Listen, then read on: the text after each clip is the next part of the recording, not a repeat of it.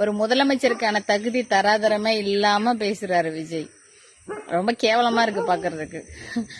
என்ன நீட்டி முளைக்கி பேசிட்டா எல்லாம் சரியாயிடுமா? நீட்டி முளைக்கி பேசுறது முக்கியம் இல்ல, வளர்ச்சி முக்கியம், திட்டமிடல் முக்கியம்.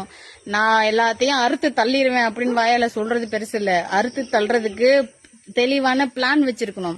இவ்வளவு கடன் இருக்குன்னு தெரிஞ்சும் இதெல்லாம் நான் பண்ணுவேன்னு ஒருத்தன் சொல்றான்னா அவன்கிட்ட அதுக்கான திட்டமிடல் இருக்கணும். இந்த பொருளாதாரம் பணத்தை எப்படி சம்பாதிப்பேன் அப்படிங்கறது, இந்த மாநிலத்தோட வளர்ச்சி பொருளாதாரத்தை எப்படி இன்க்ரீஸ் பண்ணுவேன், இந்த கடன் எல்லாம் எப்படி அடைப்பேன், உங்களுக்கு அதுக்கு மேல இதெல்லாம் இந்த இலவசங்கள்லாம் நான் உங்களுக்கு கொடுப்பேன் அப்படின்னு ஒருத்தர் சொல்றதுக்குன்னா அதெல்லாம் சொல்றதுக்கான திறமை இருக்கணும். சும்மா வெறும் வாயில எல்லாத்தையும் உளறிட்டு அப்புறமா அவங்க அதை வச்சாங்க இதை வச்சாங்க கடன் வச்சாங்கன்னா கடன் வைக்காம எல்லாம் சம்பாதிச்சு எவனாவது கஷ்டப்பட்டு சம்பாதிச்சு லட்டு மாதிரி உருட்டி வச்சிருப்பேன். இவர் பெரிய பெரிய கொடை வள்ளல் மாதிரி இங்க தமிழ்நாட்டுக்கு அள்ளி கொடுக்க வந்தாரா விஜய்? இன்கம் ஜெனரேட் பண்ணி அப்புறம் பெரிய இது மாதிரி இப்பதான் இது என்ன டிஎம்கேன்னு இப்பதான் வாயிலுக்கு வடை சுட்டுக்கிட்டு இருக்காரு. டிஎம்கே தான்.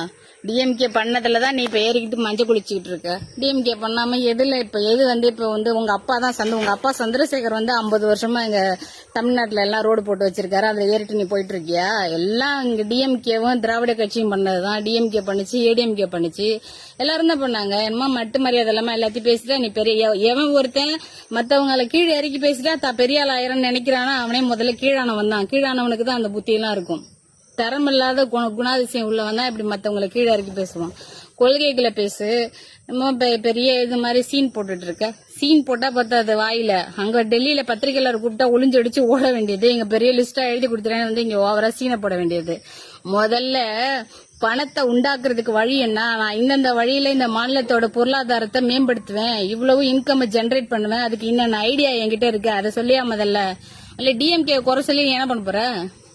அதுக்கான வழியை சொல்லுங்க முதல்ல. சொல்லிட்டு அப்புறமா டயலாக் எல்லாம் அப்புறம் பேசலாம். எவனாவது எழுதி கொடுத்தா அதை எடுத்து வச்சுக்கிட்டு நீட்டி முளைக்கி பேசுறதுக்கு எவனால வேணா முடியும்.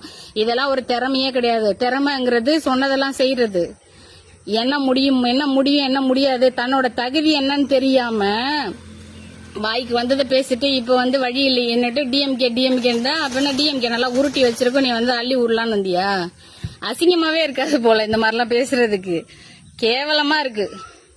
கரெக்டா சிஎம் அந்த தற்குறி கூட்டத்தோட தலைவருங்கிறத சூப்பரா நிரூபிக்கிறாரு.